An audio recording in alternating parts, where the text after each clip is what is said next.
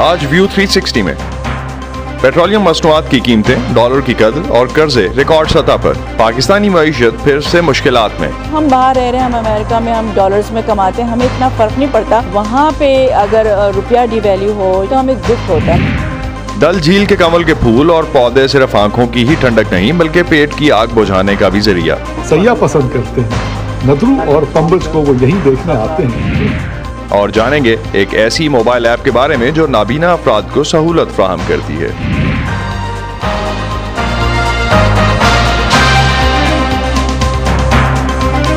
Voice of America के Washington studios में आप सबको खुशामदीद। आप देख रहे हैं प्रोग्राम व्यू 360 और मैं हूं असदुल्लाह खालिद। पाकिस्तानी मईशत इन दिनों एक बार फिर मुश्किल सूरत हाल में है। पाकिस्तानी रुपया अमरीकी डॉलर के मुकाबले में तारीख की कम तरीन सतह पर है। डॉलर की कदर 170 रुपए से ऊपर पहुंच चुकी।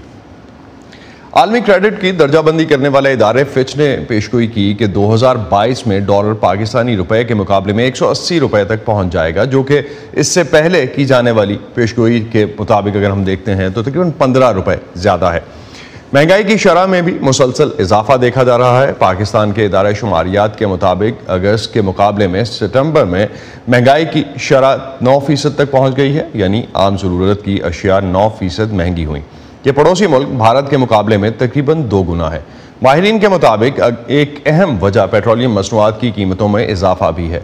पाकिस्तान में हुकूमत पेट्रोलियम मसनूआत की कीमतों में गुज़िश्ता कई हफ्तों से मुसलसल इजाफा कर रही है और इन मसनूआत की कीमतें मुल्क की तारीख की बुलंद तरीन सतह पर पहुँच चुकी। पाकिस्तान की मईशत के लिए एक और चैलेंज बैरूनी कर्जों का भी है। पाकिस्तान में CPEC के बेशतर मंसूबों के लिए चीन ने तिजारती कर्जे फ्राहम किए हैं, जिनकी शरह सूद जो है वो कमर्शियल रेट्स के बराबर है। अमेरिका के एक थिंक टैंक और रिसर्च लैब एट डेटा के अमार मलिक ने वॉइस ऑफ अमेरिका से बात करते हुए कहा कि चीन ने सन 2000 से 2017 तक पाकिस्तान को 34 अरब 40 करोड़ डॉलर दिए थे और इनमें से 27 अरब डॉलर्स कर्ज की सूरत में दिए गए हैं, जबकि बकिया 4 अरब डॉलर्स इमदाद की मद में है। एड डेटा की रिपोर्ट पर अगरचे पाकिस्तान के हुकाम का ताहाल कोई रद्दअमल सामने नहीं आया, अलबत्ता इस्लामाबाद का ये मौक़िफ़ रहा है कि CPEC के तहत जारी मंसूबे पाकिस्तान पर बोझ नहीं हैं, बल्कि ये मईशत को पायदार बुनियादों पर बढ़ाने में मुआविन होंगे। डॉक्टर कैसर बेंगाली इस वक्त हमारे साथ मौजूद हैं, माहिर मईशत हैं और इससे पहले वो सिंध हुकूमत के साथ भी काम कर चुके हैं। उनसे जानते हैं कि पाकिस्तानी मईशत हर चंद सालों के बाद इस मुश्किल में क्यों नजर आती है। डॉक्टर साहब, ऐसे हालात में जब दरामदी बिल इतना बढ़ चुका है, महंगाई मुसलसल बढ़ रही है, कर्ज वापस करने में अभी हमारे पास मोहलत तो है, पाकिस्तान को अगर हम देखते हैं तो कुछ ब्रेक्स मिली हैं, आम आवाम की जिंदगियों पर क्या असरात मुरतब होने वाले हैं और क्या आवाम पर बोझ कम करने का कोई तरीका मौजूद है इस वक्त? शुक्रिया असद। हर चंद माह के बाद हम बहरान को मीडिया में देखते हैं, लेकिन बहरान तो अपनी जगह मौजूद है।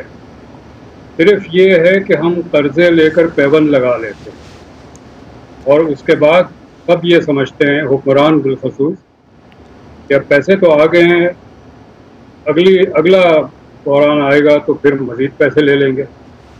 इसी तरह हम पिछले 40 साल से ये मईशत चला रहे हैं और इसकी कीमत किसी न किसी को देनी होती है, वो आवाम देते हैं। आपने 2 चीज़ों का जिक्र किया, एक अफराद ज़र का और डॉलर कर्ज़ों का। अफराद ज़र की वजह इस वक्त हुकूमत कह रही है पेट्रोल की कीमत है। जाहिर है पेट्रोल और डीज़ल जो है वो हर चीज़ को असर करता है। अगर ट्रकों में सामान आता है वो फिर महंगा आएगा तो महंगा बिकेगा। कारखाने अगर फर्नेस ऑयल महंगा ख़रीदेंगे तो अशिया महंगा बनाएंगे। तो ये बात तो हुकूमत की सही है कि अफराद ज़र की एक वजह पेट्रोल की कीमत है, लेकिन वो सप्लाई साइड इन्फ्लेशन की 2 होते हैं, supply side and demand side. Supply side inflation पे हम मान लेते हैं कि हुकूमत का इख्तियार नहीं है, ख़ास तौर पे अगर वो बैरूनी है, फॉरेन है। लेकिन डिमांड साइड इन्फ्लेशन तो उससे डिपेंडेंट होता है कि मईशत में रुपए कितने गर्दिश कर रहे हैं। अगर सप्लाई साइड इन्फ्लेशन का प्रेशर है तो हुकूमत के पास ये इख्तियार है कि वो डिमांड साइड से प्रेशर कम करे, उससे अफराद ज़र में कमी आएगी, शरह में कमी आएगी। और वो जो डिमांड साइड प्रेशर कम करने का तरीका ये है कि उनका जो गैर तरक्याती अखराजात है, जिसमें फ़ौज के अखराजात भी शामिल है, उसमें कमी करें। और वहाँ मैं अपनी पूरी प्रोफेशनल कैपेसिटी में बड़ी जिम्मेदारी से ये कह सकता हूँ कि बहुत ज़्यादा गुंजाइश है कमी करने की, और हुकूमत की न तो हुक्मरानी पे असर पड़ेगा न दिफा पे असर पड़ेगा। डॉक्टर साहब, एक चीज़ अफरात ज़र के हवाले से जिस तरह से आपने मेंशन किया, लेकिन एक चीज़ हमें जो देखने को मिलती है, हुकूमती अहदेदार तो ये बात करते ही थे पहले भी, अब कुछ माहिरीन भी ये कह रहे हैं कि हमें इंटरनेशनल कॉन्टेक्स्ट में देखना चाहिए कि कहाँ बाकी मुल्कों में कितनी प्राइसेस हैं और उसके अकॉर्डिंगली पाकिस्तान को कंपेयर करना चाहिए। कहाँ तक ये बात जो है इसमें आपको लगता है कोई जान है और इस एंगल से हमें देखना चाहिए? अगर वो कीमतों को इंटरनेशनल कॉन्टेक्स्ट में देखना चाहते हैं तो आवाम की आमदनी को भी फिर इंटरनेशनल कॉन्टेक्स्ट में देखें। यहाँ अगर आमदनी किसी की 5,000-6,000 रुपया महीना है और हम ऐसे लोगों को जानते हैं जिनकी ये आमदनी है महीने,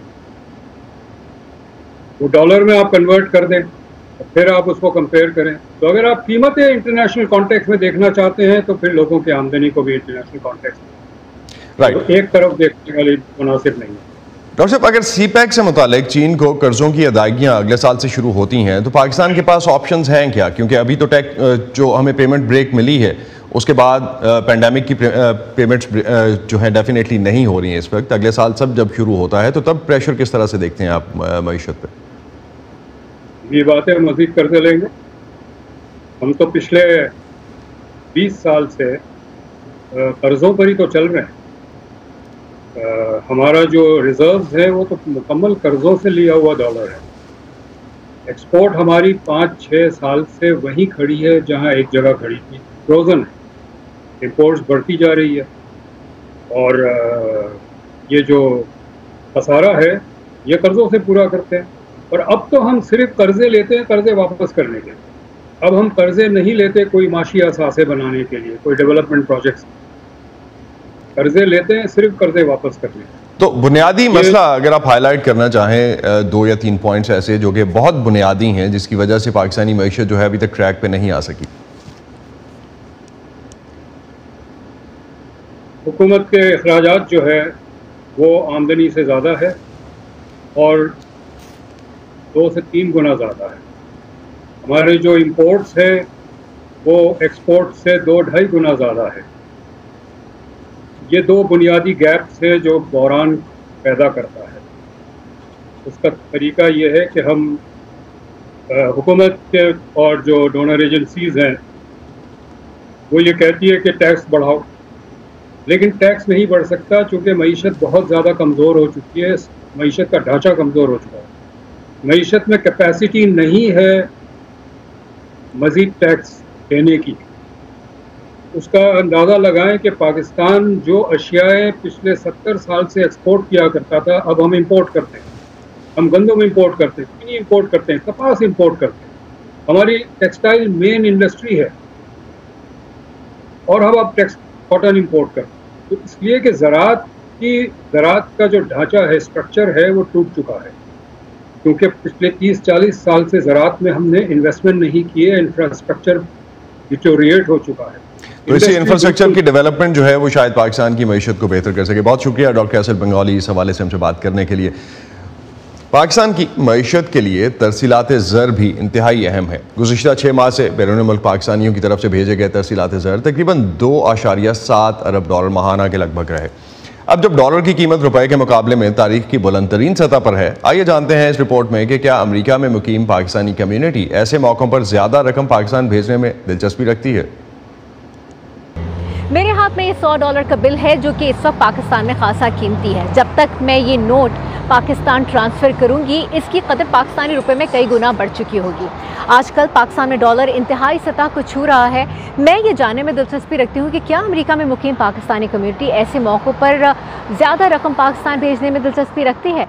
रकम की तरसील के लिए गो के बैंक और ऑनलाइन मनी ट्रांसफ़र ऐप्स अब बहुत मकबूल हैं, लेकिन अब भी बहुत से लोग जगह जगह बने मनी ट्रांसफ़र बूथ्स का रुख करते हैं। रेट अभी स्पाइक किया तो वो हमारा काम थोड़ा सा ज़्यादा ऊपर हुआ है। मतलब बड़ी देर से, आज से साल पहले 167 था, फिर उसके बाद नीचे गया, अब दोबारा 167 पे आया, तो लोग ज़्यादा भेज रहे हैं। यहाँ कई पाकिस्तानी अमेरिकन ऐसे हैं जिनका कारोबार पाकिस्तान से जुड़ा है। पाकिस्तान में डॉलर का बेहतर रेट मिलना इनके लिए फायदेमंद होता है। हमारी ये कोशिश है कि अगर डॉलर की इस वक्त रेट हाई है तो हम जल्दी से अपने अकाउंट से उनको क्लियर करें।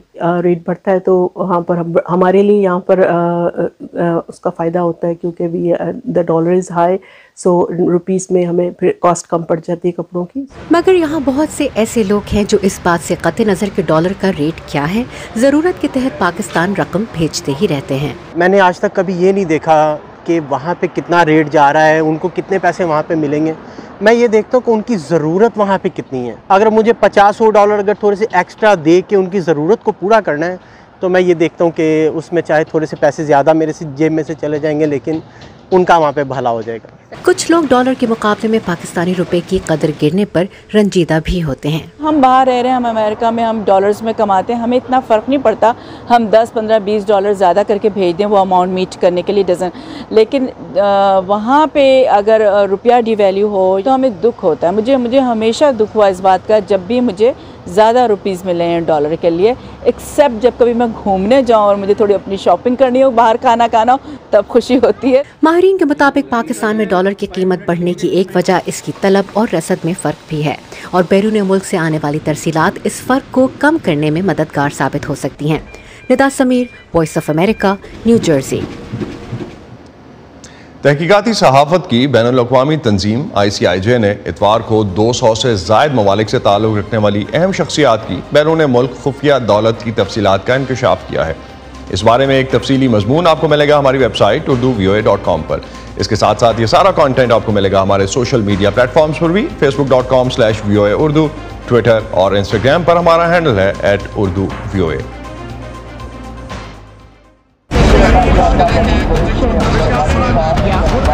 खबरों के पीछे नहीं भागते, हम कहानियां ढूंढते हैं, आम लोगों की खास कहानियां। मैं कोई उनसे अलग मखलूक तो ना थी, तो क्यों ना मैं एक ऐसा काम करूं कि जिसमें मैं महारत हासिल करूं, और वो नेकी क्या हो, जो छोटी छोटी कोशिशों से बदल रहे हैं बेशुमार जिंदगियां। मुझे जब भी जरूरत हुई मुझे इन्होंने माशाल्लाह कर्जा दिया और मेरा कारोबार बहुत अच्छा चला। ला रहे हैं अपने इर्द गिर्द बड़ी तब्दीलियां। अक्सर जो यहाँ बच्चे हैं ना वो भीख मांगने वाले बच्चे हैं, और जब ये बच्चे स्कूल में आए तो बहुत सारे बच्चे खुश हो रहे हैं। आज वहीं औरतें बेहिचक अपने प्लांटों पर, मतलब अपने गोट के प्लांट पर आती हैं, पानी भरती है। हम जाते हैं खबरों से आगे। मैं हूँ नीलोफर मुगल, समन खान, सादिया ज़ेबरान झा, उमर फारूक, जिद्रा डार, गीती आरानी, मुर्तज़ा ज़हरी। 360 में आप सबको खुशामदीद। हम हैं वॉइस ऑफ अमेरिका। पाकिस्तानी मुआशरे के लिए शायद अभी भी ये कोई आम बात नहीं होगी कि एक लड़की अकेले सैर के लिए किसी दूसरे शहर या दूसरे मुल्क चली जाए, और अगर वो जिस्मानी तौर पर माजूर हो तो शायद मुश्किल मजीद बढ़ जाती है।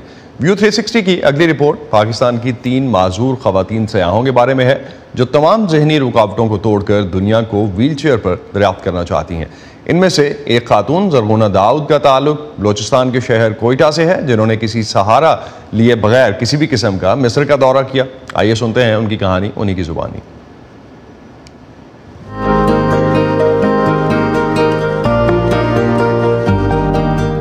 हमारी कम्युनिटी में मतलब मीटिंग्स वगैरह और कॉन्फ्रेंसेस, इवेंट्स वगैरह होते रहते हैं। कोयटा से बाहर मतलब पाकिस्तान के अंदर जैसे इस्लामाबाद, कराची, लाहौर में, तो वहाँ तो हम जाते रहते थे। तो मेरी 2 कोलीग्स हैं, मेरी फ्रेंड्स भी हैं, उन्होंने ये किया था कि वो टर्की गई थी सोलो ट्रिप पे। तो जब मैंने उनको देखा फेसबुक वगैरह पे तो मैं बड़ा इंस्पायर हुई, मुझे बड़ा अच्छा लगा। मैंने कहा कि मैं तो आज तक सोलो ट्रैवल पर या इस्लामाबाद या कराची इधर भी नहीं गई हूँ, मेरे साथ अटेंडेंट होता है लाजमी। इंडिपेंडेंटली ट्रैवल करने में एक अलग ही चार्म है, एक अलग ही मज़ा है, क्योंकि आप ऑन योर ओन होते हो, आप अपनी टर्म्स पे ट्रैवल करते हो। तो उसमें फिर हम लोगों ने इजिप्ट को रेकमेंड किया क्योंकि इट्स अ हिस्टोरिकल प्लेस।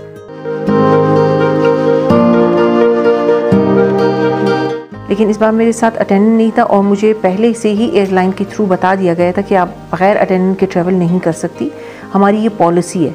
लेकिन फिर भी मैंने अपनी टिकट वगैरह करवाई। मेरे पास 2 व्हील चेयर्स थी, एक ऑटो व्हील चेयर और एक जो मैनुअल है वो मेरा अपना लगेज था।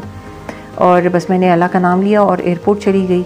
और फिर वहाँ से आगे जाते वक्त हमें थोड़ा सा मसला इस तरह से हुआ कि हमारी जो इलेक्ट्रिक व्हीलचेयर्स थी उनकी बैटरीज़ थी, उसकी बहुत ज़्यादा पूछगछ हुई कि आपकी ये ड्राई बैटरीज़ है या नहीं है, इनका वेट कितना है, आप इनको कैसे लेके जाओगे, लगेज में रखोगे, हैंड कैरी करोगे। उसके अलावा ये था कि हम जब यहाँ से जा रहे थे तो हम लोगों ने प्रॉपर थीम्स और ड्रेसेस और ये सारी चीज़ें पहले से ही डिसाइड की हुई थी। और मैंने ये कहा था कि मतलब हम लोग जब पिरामिड्स पे जाएंगे तो हम अपना ट्रेडिशनल ड्रेस पहनेंगे, like I am from Balochistan तो I will prefer Balochi dress. फिर हम गए पिरामिड्स पे और वहाँ पर भी हम लोगों ने अल्हम्दुलिल्लाह अपनी व्हीलचेयर्स बग़ैर किसी हेल्प के, बग़ैर अटेंडेंट के ख़ुद ड्राइव की। और वहाँ पर हम लोगों ने कुछ पिक्चर्स, अपना सिग्नेचर साइन हम लोगों ने एक बनाया, पिक्चर्स बनाई। और ये था कि बस हम लोगों ने रैंडमली वो पिक्चर्स फेसबुक वगैरह पे दी जो बहुत ज़्यादा वायरल हो गई।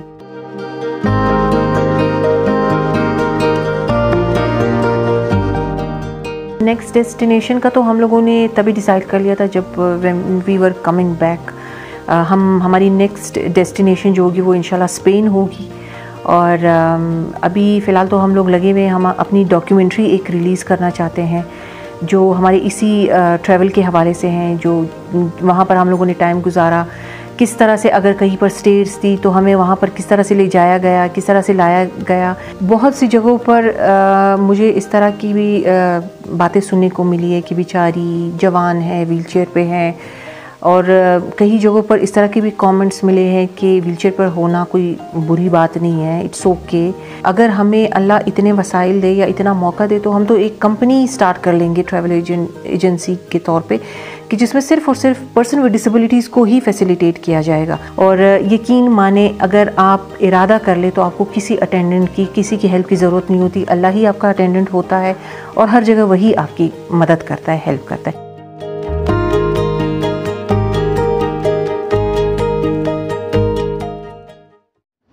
भारत के ज़ेर इंतज़ाम कश्मीर की डल झील सयाहों के लिए हमेशा से एक खूबसूरती और सियाहत का मुकाम रही है। ये झील सैकड़ों अफराद के रोज़गार का जरिया भी है और मकामी लोगों की खुराक की ज़रूरत भी पूरा करती है।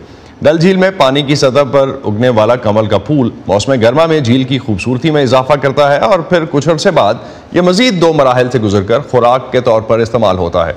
मज़ीद जानते हैं श्रीनगर से जुबैर डार की इस रिपोर्ट में। आजकल श्रीनगर की डल झील कमल के फूलों से भरी हुई है। कमल का फल और टहनियां लोगों की ग़िज़ाई ज़रूरत पूरी करने के साथ रोज़गार का भी ज़रिया है। कमल के फूल के इस दरमियानी हिस्से को कोई कमल का फल और कोई पंबज कहता है।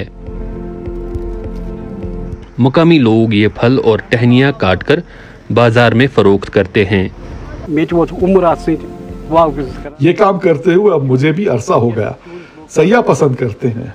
नदरू और पंबज को वो यहीं देखने आते हैं और खुश होते हैं।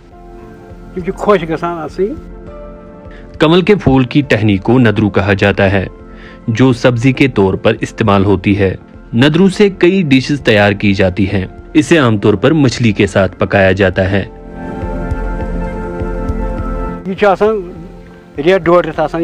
ये महीने 1.5 महीने का सीजन होता है। महीने में ये कमल फल खत्म होता है। इसके बाद इसका नदरू बनता है। नवंबर से मार्च अप्रैल तक नदरू निकलता है।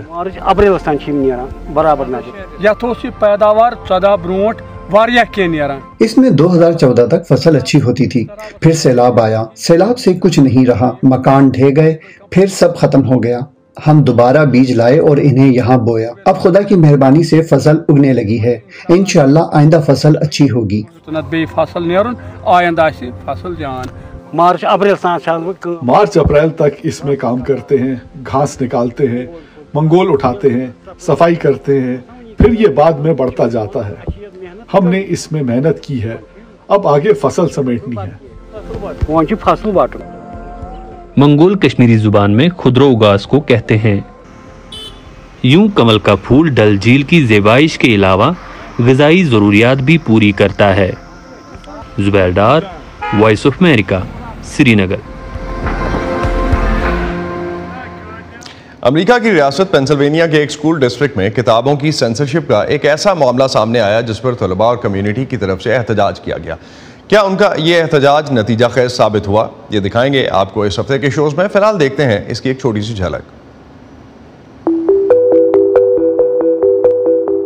मैंने देखा इतना है दुख और हेट्रेड और स्टूडेंट्स के खिलाफ इस बोर्ड में। वो फियर नहीं रहा, वो डर नहीं रहा, अब ये एंगर है और ये मैं नाराज हूँ।